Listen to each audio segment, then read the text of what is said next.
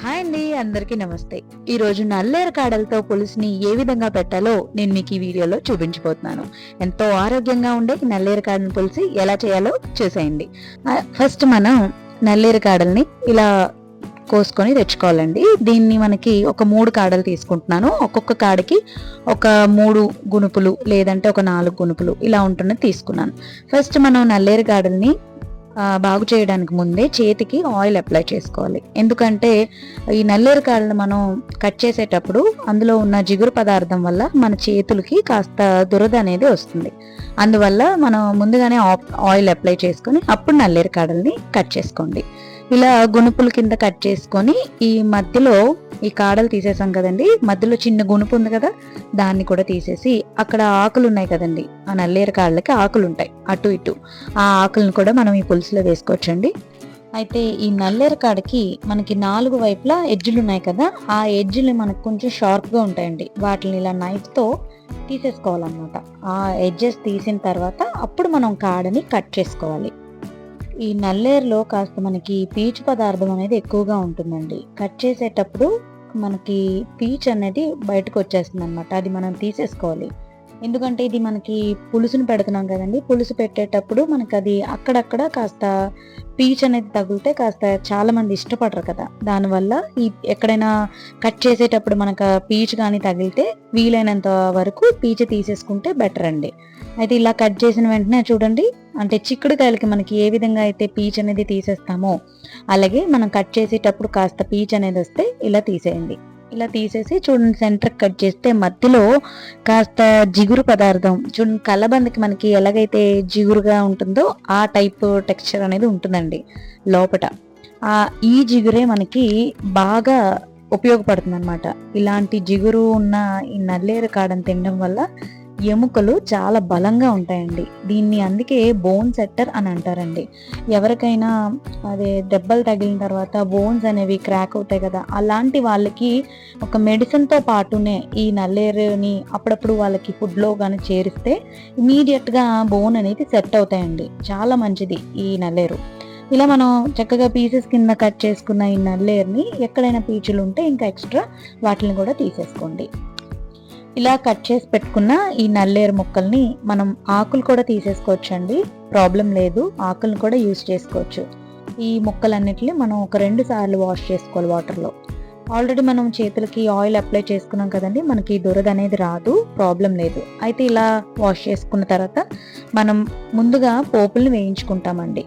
First కాస్త oil వేసి ఒక గుప్పెడు ధనియాలు తీసుకుంటున్నామండి. చాలా బాగుంటుంది టేస్ట్. లైట్గా సిమ్లో పెట్టుకొని ఫ్రై చేయండి. ఆ తర్వాత ఒక 8 వెల్లుల్లి రొబ్బలు వేసుకుంటున్నాం. ఆ తర్వాత మినపప్పు, ఇవన్నీ మనకి సిమ్లో పెట్టుకొని ఫ్రై చేసుకోవాలండి. ఆ తర్వాత ఇందులో కొన్ని మసాలాలు కూడా మిక్స్ చేస్తామండి. అంటే ఒక 2 యాలకులు, అలాగే చిన్ని దాల్చిన చెక్క, ఆ తర్వాత ఒక 4 లవంగాలు, వీటిని వేసి కాస్త లైట్గా ఫ్రై చేయండి. ఇలా ఫ్రై అయిన దాంట్లో కాస్త ఒక 2 రొబ్బలు కరివేపాకును వేస్తున్నాం. దీన్ని కూడా కొంచెం ఫ్రై అయిన తర్వాత మనకి కొన్ని గసగసాలు ఉంటే కనుక వేసుకోవచ్చండి, టేస్ట్ అనేది బాగుంటుంది. ఇలా మనకి గోల్డ్ కలర్ వచ్చిన తర్వాత దీన్ని సెపరేట్ చేసేసుకోండి. ఇది మనకి కాస్త చల్లారిన తర్వాత మిక్సీ చేసుకుంటాం. అయితే ఇప్పుడు మళ్ళీ సేమ్ అదే పాన్లో నల్లేరు ముక్కలను కూడా వేయించేసుకుందాం. ఇది మనకి 5 నిమిషాలు చాలండి. ఒక 5 నిమిషాలు ఫ్రై చేసుకుంటే సరిపోతుంది. ఇది కూడా కాస్త సిమ్లో పెట్టుకొని ఫ్రై చేసుకోండి. మీరు వేయించేటప్పుడు కాస్త ఇది చిటపటలాడుతుంది, కాస్త సిమ్లో పెట్టుకొని వేయించుకోండి. ఇది మనకి కొంచెం ఎల్లో కలర్లో వస్తుందండి. లైట్గా చిన్న ఎల్లో కలర్ వచ్చిన వెంటనే మీరు ఈ ముక్కల్ని తీసేసుకుంటే సరిపోతుంది. ఎక్కువ ఫ్రై చేస్తే అందులో ఉన్న ఔషధ గుణం అనేది పోతుంది. కాస్త ఈ కలర్ వచ్చిన తర్వాత మనం స్టవ్ ఆఫ్ చేసుకుంటే సరిపోతుంది. ఈ విధంగా ఫ్రై అయిన ముక్కల్ని కూడా మనం ఒక బౌల్లో తీసుకొని సెపరేట్ చేసేయండి.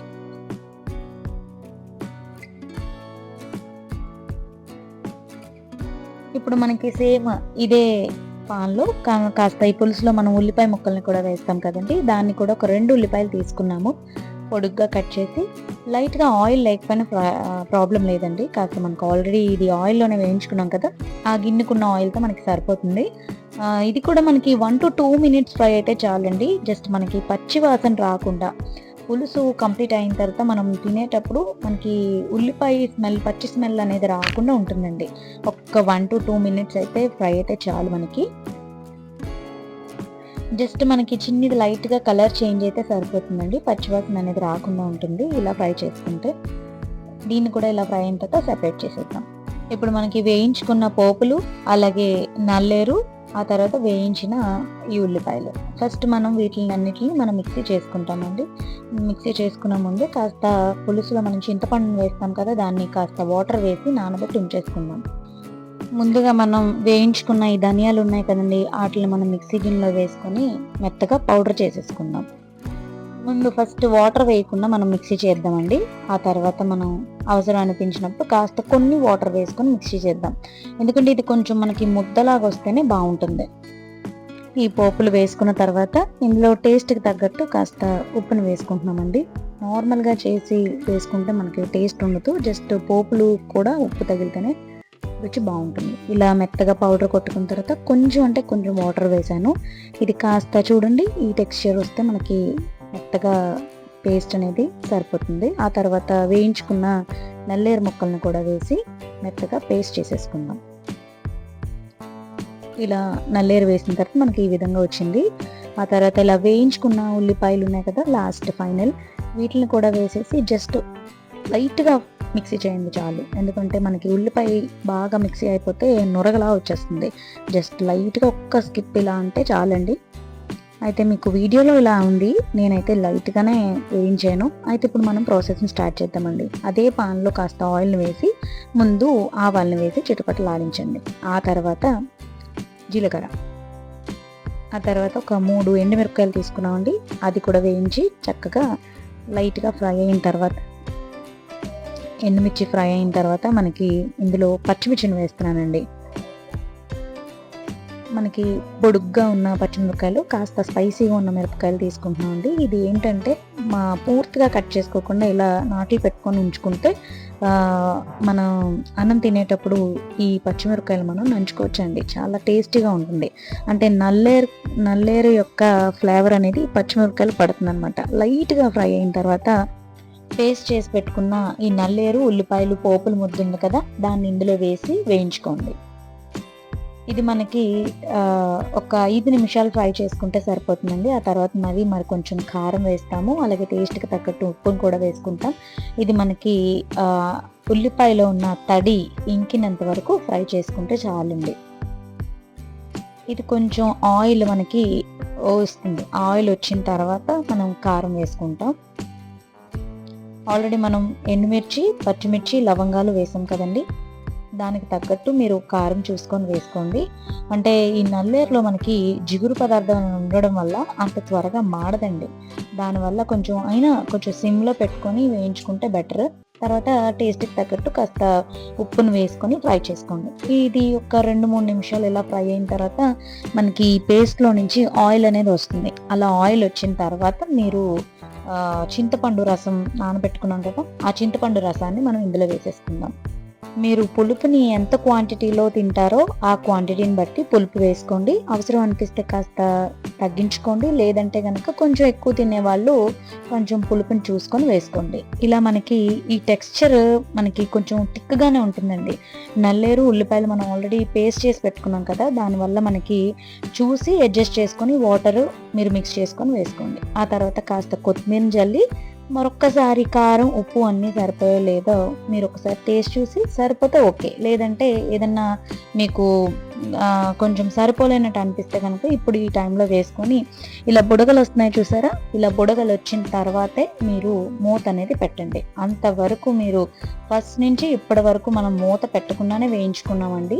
ఇలా మూత పెట్టకుండా వేయించుకొని ఇప్పుడు మనకి వాటర్ వేసిన తర్వాత బబుల్స్ వచ్చిన తర్వాత మూత పెడితేనే మనకి పచ్చి వాసన అనేది రాకుండా టేస్ట్ అనేది చాలా బాగా వస్తుంది. ఇది ఒక 5 నిమిషాలు మరిగిన తర్వాత మూత తీసి చిన్న బెల్లం ముక్క వేస్తున్నానండి. తీపిగా తినేవాళ్ళు అనుకున్న వాళ్ళు కాస్త బెల్లం ఎక్కువ వేసుకోండి, లేదు కాస్త పులుసులో మాకు బెల్లం ఇష్టం లేదు అనుకున్న వాళ్ళు చిన్ని బెల్లం ముక్క వేసుకుంటే సరిపోతుందండి. ఇది మనకి 5 నుండి 10 నిమిషాల వరకు మరిగితే చాలండి, నల్లేరు పులుసు మనకి రెడీ అయిపోతుంది. ఇది చూడండి, ఆయిల్ అనేది మనకి చక్కగా బయటికి తేలింది కదా, మనకి పులుసు అనేది రెడీ అయిపోయింది. మీరు దీన్ని అన్నంలో కలుపుకోవచ్చండి.